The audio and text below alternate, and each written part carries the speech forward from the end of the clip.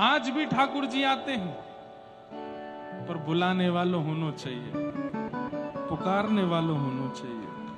आज भी ठाकुर जी आते। ऐसे नरसिंह मेहता के लिए ठाकुर जी 52 बार आए। आज भी इस व्रजमंडल में कई बार ठाकुर जी कितने भक्तों पर कृपा करने आज भी आते हैं और उस कृपा का अनुभव होता है। तो भगवान को बुलाता कौन है? नाम। ठाकुर जी का ही नाम उनको बुलाता है, इसलिए नाम ठाकुर जी से भी ज्यादा श्रेष्ठ है। परम सत्य भगवान के नाम को हम प्रणाम करते हैं। नरसिंह मेहता का नाम सुना है? नागर नंद जी ना लाल, नागर नंद जी ना लाल, रास रमनता मारी नथनी को बाड़ी, कान्हा जड़ी हो तो आल कान्हा। गुजराती भाव है, नरसिंह मेहता जी का पद है ये। नरसिंह मेहता गाते हैं, रास का पद गा रहे हैं। स्वयं महादेव लेकर के गए हैं नरसिंह मेहता को रास के अंदर। कैसे? नरसिंह मेहता जी का जब जन्म हुआ तो बोलते नहीं थे, बोलते नहीं थे। इनके माता पिता छोटी अवस्था में ही चले गए, अपनी दादी के साथ रहते थे। और नरसिंह मेहता के एक बड़े भैया थे जो इनसे इतने बड़े थे कि उनका ब्याह भी हो चुका था। भैया तो अच्छे थे, लेकिन भाभी को नरसिंह बिल्कुल भाते नहीं थे। बोले ये सास ससुर चले गए, मेरे पास इसको छोड़ के चले गए, देवर नरसिंह मेहता। तो इनकी दादी जो थी, जूनागढ़ में जितने भी संत आते थे सबके पास नरसिंह मेहता को ले जाके प्रणाम करवाती और सबसे एक ही आशीर्वाद दिलवाती, ऐसा आशीर्वाद दो। ये बोलने लगे, क्यों? बोले मेरे प्राण चले जाएंगे तो कम से कम बोल करके अपना जीवन तो चला लेगा, इसकी भाभी तो इसका ध्यान रखेगी नहीं। कहते हैं सब संतों को प्रणाम करते करते करते करते एक दिन देखा कि जंगल में जूनागढ़ में एक जटाजूट धारी, त्रिशूल धारी एक महात्मा बैठे। वो महात्मा नहीं थे, महादेव ही थे। और दादी लेके गई नरसिंह मेहता जी को, बेटा प्रणाम करो, प्रणाम कर, महाराज जी को प्रणाम कर। जैसी नरसिंह मेहता, अब इतने ट्रेंड हो चुके थे, 5 वर्ष के नरसिंह मेहता खूब लंबी दंडौत करते। और छोटा 5 वर्ष का बालक दंडौत करता है ना, अच्छे अच्छे महात्माओं का हृदय पिघल जाता है। अरे अरे बालक बस बस बस।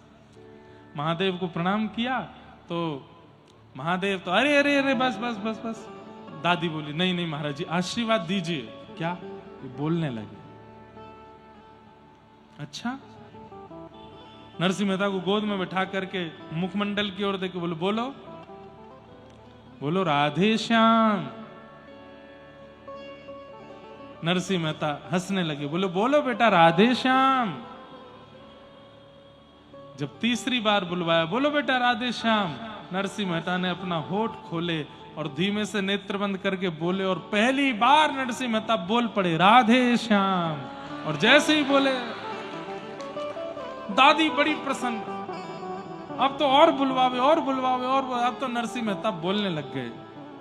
महादेव की बड़ी कृपा। इसलिए मैं कहा करता हूं, महादेव को भजते भजते भजते भजते भजते भजते भजते कब में आप वृंदावन पहुंच गए, श्री जी और ठाकुर जी के होने लग गए, समझ जाओ महादेव ने कृपा की है आपके ऊपर। महादेव जब अति प्रसन्न होते हैं, महादेव जब अति कृपा करते हैं, महादेव किसी पर रीझ जाते हैं तो कृपा के रूप में, प्रसाद के रूप में वृंदावन देते हैं, श्री युगल की भक्ति देते हैं, प्रिया प्रियतम का प्रेम देते हैं। कई लोग बड़े चिंतित हो जाते हैं, मैंने जीवन भर महादेव की आराधना की, अचानक से किशोरी जी क्यों प्रिय लगने लगी, अचानक से वृंदावन क्यों प्रिय लगने लगे। भयभीत मत हो, महादेव कृपा करते हैं तो अपने आराध्य को प्रदान करते हैं। नरसिंह मेहता जी को फिर कथा तो बहुत लंबी है कि एक बार घर से निकाल दिया भाभी ने, तो रोते हुए इनकी दादी से ये पूछते थे मेरे माता पिता कौन हैं। तो इनकी दादी बोलती थी तेरे पिता महादेव हैं और माताजी पार्वती हैं। तो जब एक समय दादी चली गई, भाभी ने घर से निकाल दिया नरसिंह मेहता जी को, तो रोते हुए ये गए। और संभवतः महादेव जो थे उनका नाम भी था इंद्रेश्वर महादेव। सुना है, मैंने दर्शन नहीं किए, सुना है कहीं। और ये गए और जाकर के जंगल में महादेव से लिपट करके खूब रोए, बोले आप ही मेरे पिता हो, आप ही मेरी माँ हो। नरसिंह मेहता जी का चरित्र बहुत सुंदर है। मैंने अभी कुछ दिन पहले अफ्रीका में, केनिया में कथा थी, वहां कहा था, सुनिएगा, बहुत अच्छा चरित्र। तो आज भी ठाकुर जी आए। नरसिंह मेहता जी को सबने बेदखल कर दिया, परिवार वालों ने घर से निकाल दिया। एक समय आया, ये भी नागर ब्राह्मण थे, संभवतः हमारे मंदिर के जो मुख्य अधिकारी हैं वो भी नागर हैं। अब नागर वंशी ब्राह्मण है कि नहीं ये तो कैसे पता चले, नागर वंशी हैं तो मतलब नरसिंह मेहता जी का ही वंश है। तो इनको नागर वंशियों ने भी निकाल दिया। सब लोग इधर देखो, सब ने अपने जगह से निकाल दिया। पत्नी ने एक दिन बोला, बोले आपको तो परिवार वालों ने भी निकाल दिया, गांव वालों ने भी निकाल दिया, अब तो आपके ब्राह्मण वंश के लोगों ने भी आपको निकाल दिया। तो नरसिंह मेहता बोलते बढ़िया है, परिवार वालों ने निकाल दिया, उसका भार खत्म हुआ। गांव वालों ने निकाल दिया तो गांव का लोक व्यवहार खत्म हुआ। एक बस ये जाति का बोझ और था मेरे ऊपर, इससे भी निकल गया, मैं तो मुक्त हो गया हूं, अब अकेला ठाकुर जी का भजन करूंगा, ऐसे नरसिंह मेहता। तो सबने निकाल दिया। भगवान ने एक दिन, द्वारिकाधीश ने अक्रूर जी को सेठ जी का रूप बना करके भेजा और कहा नरसिंह मेहता का बढ़िया भवन बनवा के आओ। तो एक साहूकार दानी सेठ बन करके श्री अक्रूर जी महाराज आए और वहां ढूंढने लगे किसको दान करें, किसको दान करें। नरसिंह मेहता के पास गए, बोले हम दान करना चाहते हैं। तो नरसिंह मेहता बोले हमें कुछ नहीं चाहिए, बोले कुछ तो ले लीजिए। तो नरसिंह मेहता बोले द्वारिका जाने आने वाले संतों के लिए कोई निवास की व्यवस्था नहीं है जूनागढ़ में, आप चाहो तो एक संत निवास बनवा दो। कहा था संत निवास, अक्रूर जी ने महल बना के दिया। बोले इसमें एक कमरा में आप रहिए पत्नी के साथ, बाकी के सारे कमरे संतों के लिए रख देना। कहते हैं 16-17 सूरदास रहते थे बिना आंख वाले नरसिंह मेहता जी के साथ में, उनको अपने घर में ही रखते थे। तो एक बार की बात, नरसिंह मेहता जी के बड़े भैया वो इनके पास आए और आकर के बोले अब तो तुम्हारा, अच्छा आए क्यों थे, क्योंकि पता चला नरसिंह मेहता का बहुत बड़ा घर बन गया है। अच्छे संपत्ति घर बन जाता है ना तो रूठे हुए भी मान जाते हैं, सब लौट लौट के आते हैं। तो आए, आकर के बोले नरसिंह कल पिताजी का श्राद्ध है, घर आ जाना। नरसिंह जी बोले हाँ हाँ भैया जरूर आऊंगा। हाँ वैसे तो हम दोनों की बातचीत नहीं होती, लेकिन पिता का श्राद्ध तो एक साथ करेंगे। हाँ हाँ भैया मैं आ जाऊंगा। नरसिंह मेहता जी को अच्छा लगा कि परिवार के लोग दोबारा बुला रहे हैं। लेकिन नरसिंह जी बोले भैया श्राद्ध का समय क्या है? बोले सुबह सुबह आ जाना, श्राद्ध होगा फिर ब्राह्मण भोज होगा। तो नरसिंह मेहता बोले भैया एक दिक्कत है। बोले क्या?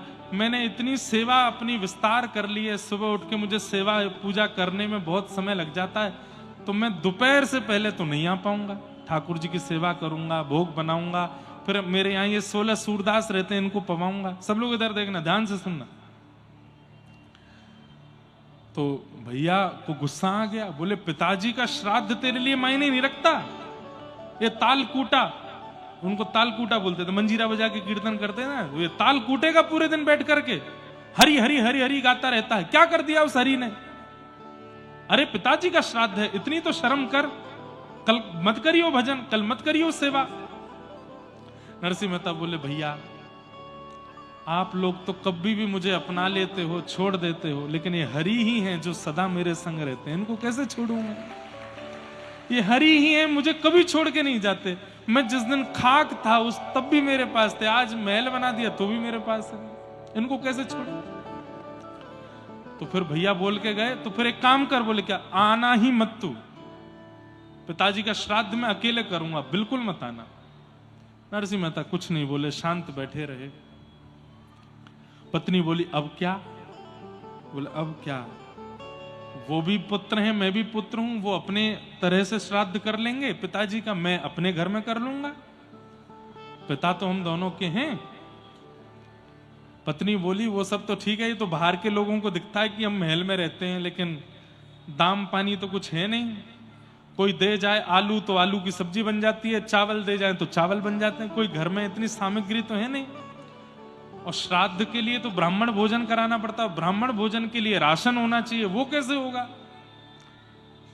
तो नरसिंह मेहता बोले पास में एक सेठ जी हैं, वो मेरा कीर्तन बहुत पसंद करते हैं, उनसे उधार मांग लाऊंगा और धीरे धीरे चुकाते रहेंगे उनका, कल पिताजी श्राद्ध कर देंगे। बोले ठीक है। पत्नी बोली जाते जाते ब्राह्मणों को निमंत्रण तो दे जाना। बोले ठीक है। अब नरसिंह मेहता गए ब्राह्मणों के पास, तो ब्राह्मणों से जाके बोले, तो ब्राह्मण बोले तुमको तो हमने वंश से निकाल दिया, अब तुम्हारे यहां श्राद्ध खाने कोई नहीं आएगा। तो नरसिंह मेहता चरणों में गिर गए, बोले मेरे यहां कभी मत आइएगा, पर मेरे पिताजी का श्राद्ध है इसलिए आ जाना। तो आधे ब्राह्मण बोले हम तो तुम्हारे भैया के यहां न्योते पे जाएंगे, तुम्हारे यहां नहीं आ पाएंगे। आधे बोले हम आ जाएंगे लेकिन हम सबको बुलाना पड़ेगा। कितने हैं?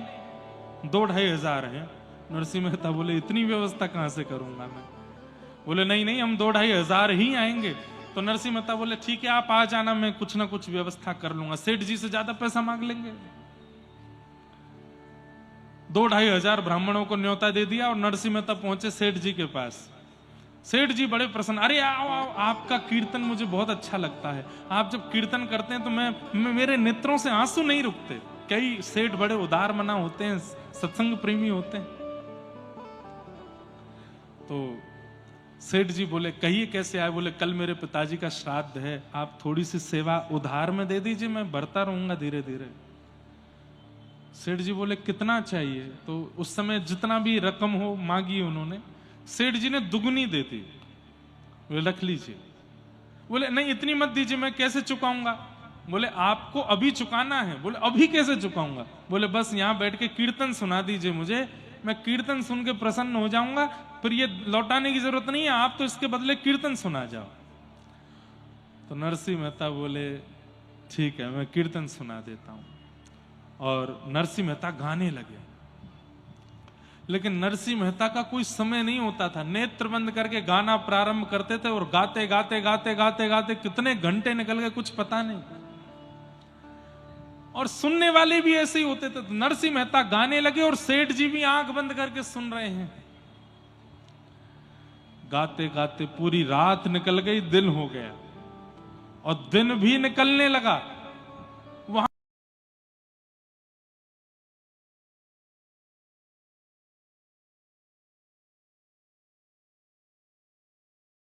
रुक्मणी जी थोड़ी देर द्वारिका संभालो, मैं अभी आता हूं। कहां गए? तुरंत महाराज ऊंची धोती पहन के स्वाफा बांध करके बिल्कुल नरसिंह मेहता जैसा स्वरूप धारण करके द्वारिकाधीश जूनागढ़ पहुंच गए। और नरसिंह मेहता का रूप धारण करके सब्जी मंडी से सब्जियां आदि लेकर के घर पहुंचे। पत्नी ने आते, अरे कहां रह गए थे, मैं कब से? अरे देवी मैं क्या बताऊं, बस अब बाद में बताऊंगा सब बात, मैं लाया हूं सब्जी आदि सब लगाओ सेवा में, ब्राह्मण देवता सब आ रहे होंगे। 16 सूरदासों को लगाया सब्जी काटने पे, उनकी आंखें ही नहीं है। ठाकुर जी ने धीमे धीमे अपने कहीं ना किसी को उंगली छुपा दी, किसी के कुछ छुपा दिया। उनको वैसे दुनिया नहीं दिख रही है लेकिन सब्जी बढ़िया दिख रही है, सब काट रहे हैं, एक संग लग रहे हैं। और महाराज नरसिंह मेहता जी की पत्नी कह रही है आज इन लोगों को क्या हो गया, ये एक साथ सब सब्जियां काट रहे हैं, सब्जियां अमनियां कर रहे हैं।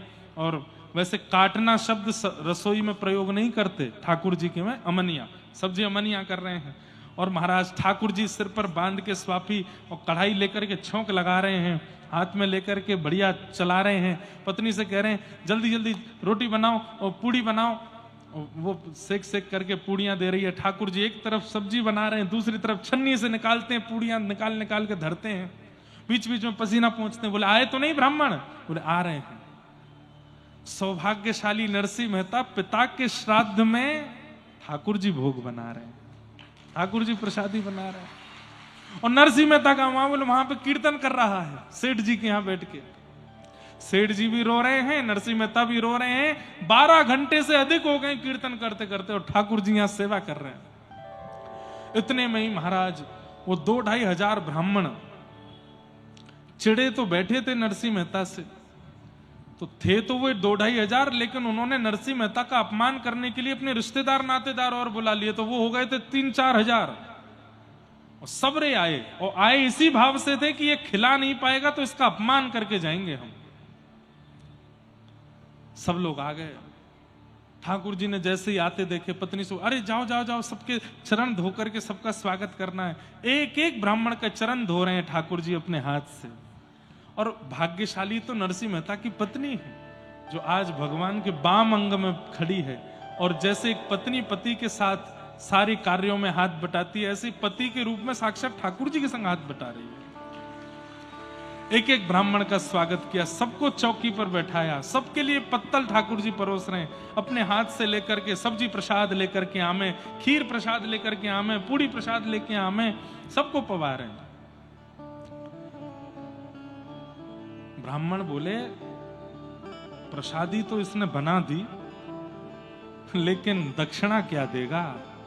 ये 3-4 हजार आए हैं हम, और जैसी दक्षिणा नहीं दे पाएगा फिर इसका अपमान करेंगे हम।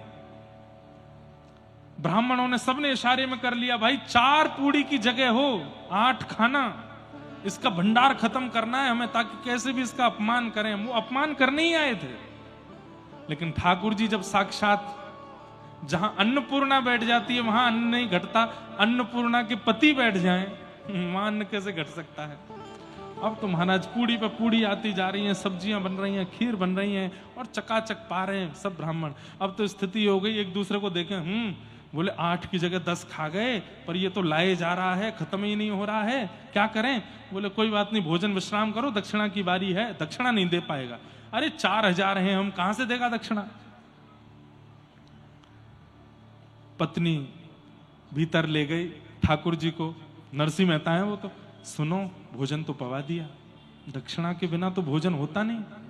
दक्षिणा? बोले अरे सेठ जी ने बहुत दक्षिणा दी है मुझको। बोले कहाँ है? बोले वो रखिए। तो महाराज जितने ब्राह्मण आए थे सबके लिए पोटलियां बनी थी, और प्रत्येक पोटली में 12-12 सोने की मोहर। खोल करके पत्नी को दिखाया, बोले देखो इतना सोना, ये ले तो आए, चुकाओगे कैसे? बोले करेंगे कुछ ना कुछ, द्वारिकाधीश सब मंगल करेंगे, तुम काय को चिंता करती हो, चलो। अब तो महाराज जामे, एक एक ब्राह्मण को धोती कपड़ा और ऊपर वो पोटली रखें। ब्राह्मण देवता ऐसे देखें, कपड़ा तो बढ़िया वाला है, धोती बढ़िया वाली, पोटली में क्या? पोटली जैसे ही खोलें 2-3 तो मूर्छित हो गए। जीवन में कभी 12 सोने की मोहर नहीं देखी थी। श्राद्ध में सबसे बड़ी दक्षिणा मिलती थी नरसिंह मेहता जी के भैया के यहाँ, और वो कितनी होती थी? 1.5 रुपया। कितनी? ये सबसे बड़ी दक्षिणा थी उस समय पर। उसके लिए मारा मारी चलती थी कि नरसिंह मेहता जी के बड़े भैया जब श्राद्ध में बुलाएंगे तो हम खाने जाएंगे। क्यों? 1.5 रुपया मिलेगा। 12 सोने की मोहर देख करके ब्राह्मण तो गिर पड़े, फिर उठे, हो सकता है मुझे दिया हो, इसको नहीं दिया होगा। तेरे को क्या दिया? तेरे को दिखा, उसके भी 12 सोने की मोहर, इसके भी 12। अब तुम्हारा 4 हजारों को 12 सोने की मोहर बांट दी नरसिंह मेहता ने। वे सब आए थे अपमान करने, रोते रोते गुण गाने लगे, आशीर्वाद देने लगा। अरे नरसिंह, तेने तो हमारो हृदय जीत लियो, तेने हमारो मन जीत लियो। अरे तेरे पितृ मुक्त हुए होंगे कि वैकुंठ में नृत्य कर रहे होंगे आज तेने इतना प्रसन्न किया है। ब्राह्मण सब प्रसन्न होके जा रहे हैं। अब 1.5-2 हजार ब्राह्मण वहां भी गए थे नरसिंह मेहता के बड़े भैया के यहाँ। वे 1.5 रुपया की दक्षिणा लेके इतरा रहे थे। 1.5 रुपया की दक्षिणा लेकर के घर से बाहर निकल रहे हैं। वो किसी और को समझ ही नहीं रहे थे कुछ भी। 1.5 रुपया की दक्षिणा मिलती है कहीं पे? अरे महाराज आप हो श्रेष्ठ हो। वो 4 हजार ब्राह्मण आ रहे थे नरसिंह मेहता के यहाँ। वो तो नाच रहे थे, कूद रहे थे, उछल रहे थे। वे 1.5 हजार बोले, हाँ भाई कैसा रहा? अपमान करके आए कि नहीं नरसिंह मेहता का? खाने वाने को तो कुछ मिला नहीं होगा, पानी पी के ही आगे होंगे। वे आके बोले, अरे महाराज आप क्या खा के आए हो? बोले हमारे तो आलू की सब्जी बनी थी, गड्ढे की सब्जी बनी थी और पूड़ी बनी थी, इमरती बनी थी। तुम्हारा क्या मिला? बोले महाराज 5 प्रकार की तो सब्जी थी, 2 प्रकार की चटनी थी, 3 प्रकार की पूड़ी थी, आमरस था, रबड़ी थी, पेठा भी था। ये तो विनोद में बोल रहे हैं। अब तो महाराज बता दिए 56 प्रकार के व्यंजन। बोले अरे झूठ क्यों बोलते हो? अरे नहीं महाराज, नरसिंह मेहता ने पवाया। अच्छा चलो खिला दिया होगा, कोई दे गया होगा दानी मानी, उसको खिला दिया होगा। दक्षिणा क्या मिली? 50 पैसा मिला कि 98 मिली? अरे महाराज दक्षिणा मत पूछो। बोले कितनी मिली? 12 सोने की मोहर। अब तो वो 1500 जो इतरा रहे थे 1.5 रुपया लेकर के, नरसिंह मेहता ने इतने सबको दिए? बोले हाँ सबको दिए। अरे झूठा होगा, घिस करके देखो, घिस करके देखो, स्वर्ण असली नहीं होगा। देखा तो असली है। बोले कैसे हुआ? बोले ये नहीं पता भैया, नरसिंह मेहता ने बहुत आनंद किए। यहां सब ब्राह्मणों में चर्चा का विषय चल रहा, वहां ठाकुर जी नरसिंह मेहता बने बैठे। पत्नी से बोले देवी मैं तो थक गया, अब जल्दी मेरी थाली लगाओ, मैं भी पाऊंगा। आहा, अपने हाथ का बना ठाकुर जी स्वयं नहीं पाते, भक्त के हाथ का ही बना पाते हैं। पत्नी जैसे गई तो सारा राशन खत्म। अपने हाथ का बना नहीं पाते, सबको पवाते। हमको कौन पवाता? ठाकुर जी पवाते हैं। लेकिन जब खुद माने बैठते हम बनाएंगे तो ही पाएंगे। अरे सब खत्म हो, नहीं थोड़ा बचा होगा, बना दो। ब्राह्मणों ने पा लिया, अब बाकी का तुम बना दो। बना करके लाई, ठाकुर जी को बिठाया, पवाया। ठाकुर जी ने प्रेम से चकाचक पाया। प्रसाद पाने के बाद पत्नी का स्वरूप है कि वो पति की थाली में ही पाती है। तो नरसिंह मेहता को बोली पूरा नहीं छोड़ी, थोड़ा छोड़ दीजिए, मैं भी तो पाऊंगी। हाँ तुम पा लेना। और नरसिंह जी बोले ठाकुर जी चलो देवी तुम पाओ, मैं स्नान करके आता हूं, हाँ संध्या वंदन करके आता हूं, अभी आता हूं। उठ के गए ठाकुर जी सीधे द्वारिका, और द्वारिकाधीश जाकर के वहीं खड़े हो गए। अब ठाकुर जी बोले नरसिंह कहाँ है? आंख बंद करके देखा तो नरसिंह जी अभी भी करताल लिए गा रहे, कीर्तन चल रहा है। सेठ जी रो रहे हैं सामने, नरसिंह मेहता। भगवान बोले इसका क्या करूं मैं? ठाकुर जी ने तुरंत चुटकी बजाई, नरसिंह मेहता के हृदय से कीर्तन अंतर ध्यान हुआ। अचानक आंख खुली, देखा तो सामने सेठ जी रो रहे हैं। सेठ जी कितनी देर हो गई हमको कीर्तन किए? बोले पता नहीं, मैं तो भाव निमग्न था। किसी से पूछा, बोले अभी 18 घंटे हो गए लगभग। हैं? बोले कल शाम को शुरू किया है, आज दोपहर हो गई, शाम होने वाली है। नरसिंह मेहता बोले सेठ जी मेरी पत्नी की तो हालत खराब कर दी होगी। वहां 1,500-2 हजार ब्राह्मण पहुंच गए होंगे कुछ खाने को, मैं क्यों बैठ गया कीर्तन में? अरे राम राम, अब क्या होगा? हे द्वारिकाधीश रक्षा करना, हे मेरे श्याम सुंदर बचाना, हे रणछोड़ राय मेरी रक्षा करना। नरसिंह मेहता दौड़े, वो कुछ 100-200 उधार लिए थे सेठ जी से, उनको दबाए, दौड़े घर पर। बोले सब्जी मंडी बाद में जाऊंगा, पहले घर देख लूं वहां सब ठीक तो है, कहीं मेरा घर तोड़ ताड़ तो नहीं दिया, पत्नी को कहीं गाली गलौज करके कुछ उठ पटांग करके तो नहीं गए होंगे ब्राह्मण। घर पर जाकर के देखा तो क्या पाया? आंगन में बढ़िया नरसिंह मेहता जी की पत्नी बैठ करके प्रसाद पा रही है। नरसिंह मेहता आए, देवी खाते खाते क्या कर रही हो? बोले क्या कर रही हूं? प्रसाद पा रही हूं। क्यों? बोले क्यों पाते हैं प्रसाद? खुद ने पा लिया, ब्राह्मणों को पवा दिया, मुझसे पूछ रहे क्यों पा रही है? मैंने कब पाया? ब्राह्मणों ने कब पाया? अब नरसिंह मेहता जी की पत्नी बोली क्या हो गया है? स्नान करने के बाद कहीं याददाश्त चली गई है क्या? ऐसी क्या बातें कर रहे हो? नरसिंह मेहता दौड़ करके आए, देवी सही सही बताओ, मैं तो 18 घंटे बाद आया हूं, ये कैसे? सब ठीक? ब्राह्मण आए थे क्या? ये क्या हुआ यहां पर? तो पूरा वृत्तांत बताया तो पत्नी बोली आप नहीं थे यहां पे? बोले मैं तो 18 घंटे बाद आया हूं। सेठ जी के यहां ऐसा निमग्न हो गए कीर्तन करने में, रोते रहे और रात दिन निकल गए। पत्नी बोली ब्राह्मण भोजन हो गए, 4000 ब्राह्मण आए थे, आपने स्वयं भीतर जाकर के सामग्रियां सिद्ध की थी, और तो आश्चर्य की बात 16 सूरदास अमनिया कर रहे थे। आपने सारे ब्राह्मणों को पवाई, 4 प्रकार की सब्जी, 2 प्रकार की पूड़ी आदि आदि सब बनी थी। 12 सोने की मोहर और सुंदर वस्त्र आदि। आपने ही तो कहा था कि सेठ जी ने इतना दान दिया है, सबको बांटा। नरसिंह मेहता सिर पकड़ करके बैठ गए, रोए सो रोए, मैं नहीं था। क्या ये सच में हुआ है? बोले हाँ हुआ है। 16 सूरदासों ने भी आकर के बताया, बोले आप ही तो थे, सब करा रहे थे।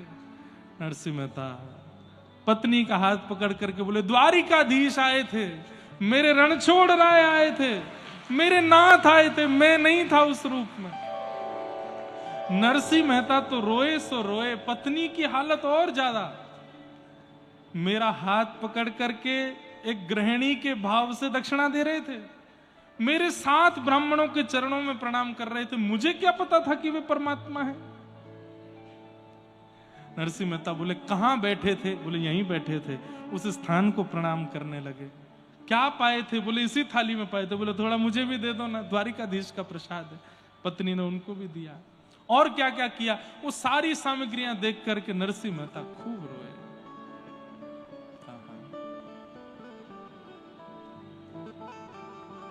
ऐसे द्वारिकाधीश।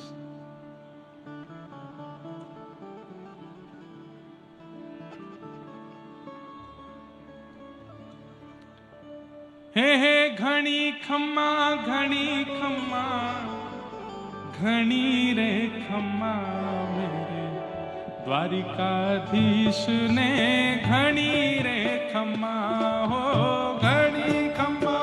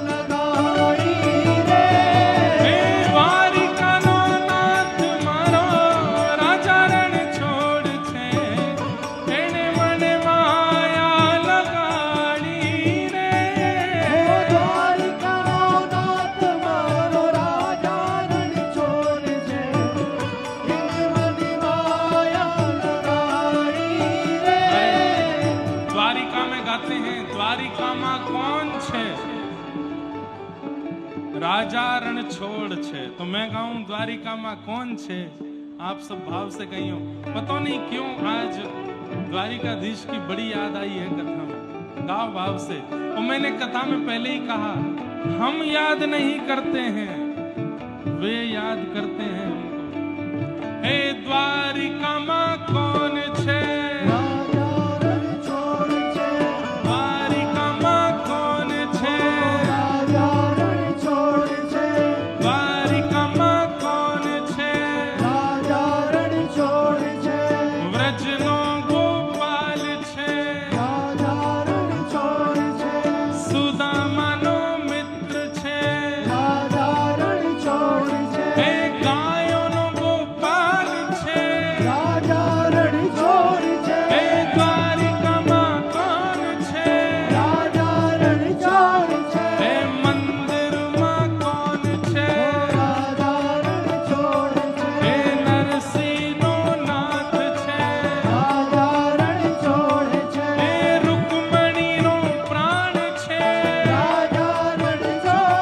हे द्वारिका मां कौन छे, हे मंदिर मां कौन छे, हे द्वारिका मां कौन छे, हे द्वारिका मां कौन छे, हे द्वारिका मां कौन छे, हे द्वारिका मां कौन छे,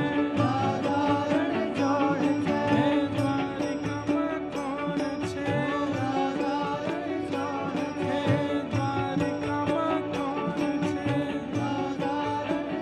बोलो द्वारिकाधीश की।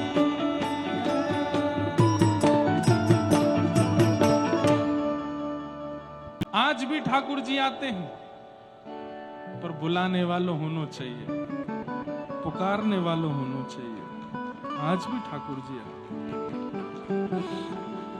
ऐसे नरसिंह मेहता के लिए ठाकुर जी 52 बार आए। आज भी इस व्रजमंडल में कई बार ठाकुर जी कितने भक्तों पर कृपा करने आज भी आते हैं, और उस कृपा का अनुभव होता है। तो भगवान को बुलाता कौन है? नाम। ठाकुर जी का ही नाम उनको बुलाता है, इसलिए नाम ठाकुर जी से भी ज्यादा श्रेष्ठ है।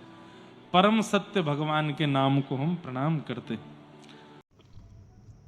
प्रिय भक्तों, आज हमने परम कृष्ण भक्त नरसिंह मेहता जी के दिव्य चरित्र का श्रवण किया। यह केवल एक कथा नहीं, बल्कि भगवान और भक्त के बीच के प्रेम का जीवित प्रमाण है। महाराज जी ने बताया कि जिस प्रकार नरसिंह मेहता जी ने संपूर्ण जीवन प्रभु पर छोड़ दिया, उसी प्रकार जब भक्त निष्कपट भाव से भगवान को पुकारता है, तब भगवान को आना ही पड़ता है। कहा जाता है कि अपने प्रिय भक्त नरसिंह मेहता की लाज रखने के लिए स्वयं द्वारकाधीश अनेक बार प्रकट हुए।